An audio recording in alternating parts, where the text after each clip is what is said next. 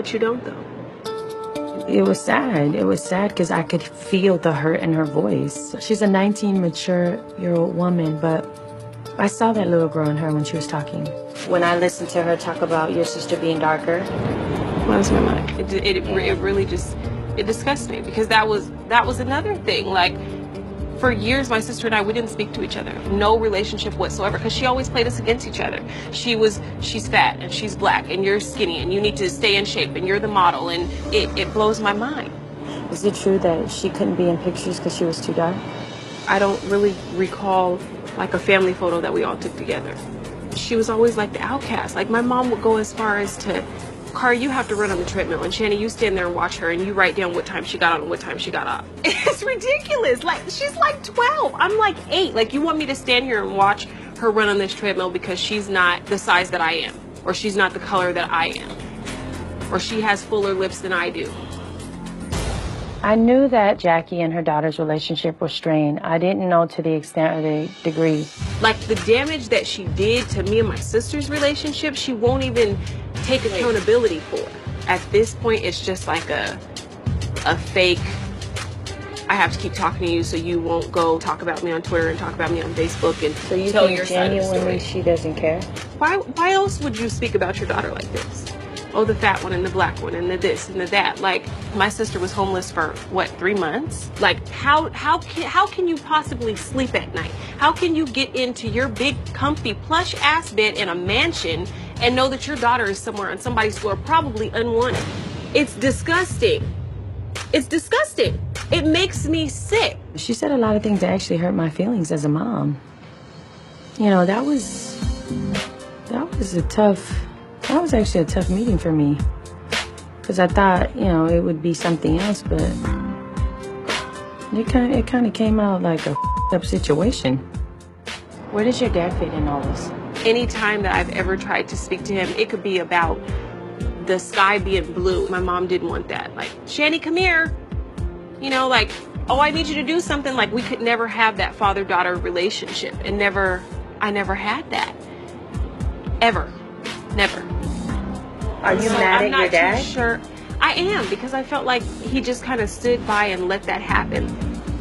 You have to be heard. I just think Chantel felt like she was in a room with padded walls and needed to release because nobody was hearing her. Okay, so you know eventually your mom will find out that you and I have talked. Yeah, and all hell is gonna break loose. Are you ready? How much worse can it get? So my plan of attack is I want to tell her myself that I met with her daughter. And I want to get her own reaction with my own face. This is great. I learned a lot. You've been coming. Me too, I guess.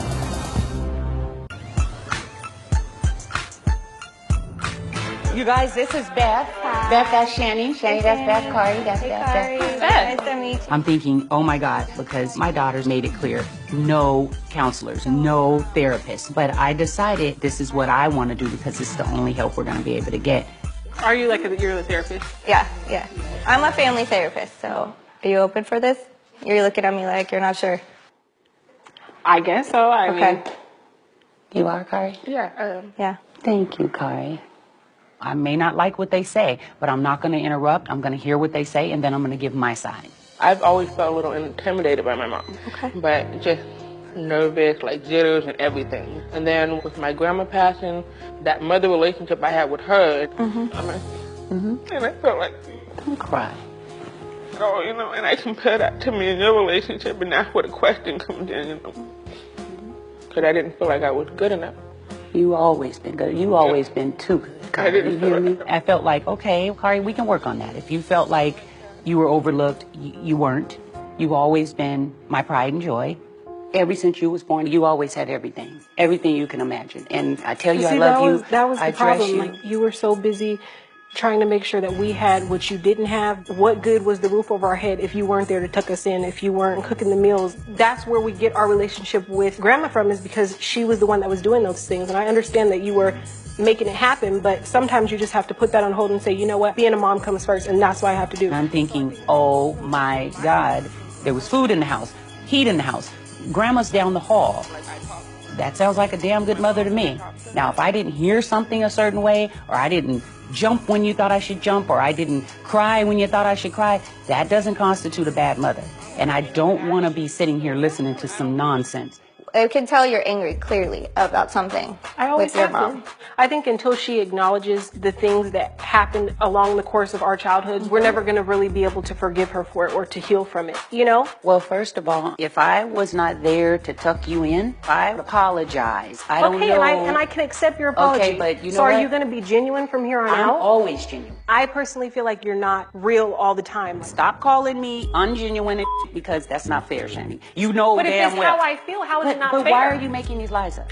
That hurts me. This is the problem. She's willing to apologize, but she's not acknowledging what it is that we're saying to her. For you to feel I'm not genuine is baffling to me. The tears I cry for you, Chantel, and for you, Takari, is real. I don't understand what you're asking So me to do. you don't feel like at times you're fake? No, You don't? I feel like at times. Then I rest my case Be because we're quiet. not going to get anywhere. Listen. I feel one way, you feel different. Okay, so now let's let me just tell agree you to this. disagree. Like that. I don't want no more than negativity. That was the final blow. I'm not going to sit here and be victim for you. If you love me as your mother, then I suggest we start showing each other that now. I don't know how to be more clear than that. I'm not going to say it in a way that somebody else can sit there and say, she said it just right for me. I'm not interested in that because I don't give a to be honest with you. I want your heart to feel it and her heart to feel it. And if it doesn't, then we got a problem. And I feel like I can take responsibility for anything that I've done. I don't clearly know what it is, and I'm not interested in sitting here trying to pick through it. And this would probably be better for you to know now. I will never get over it because it cannot be taken back.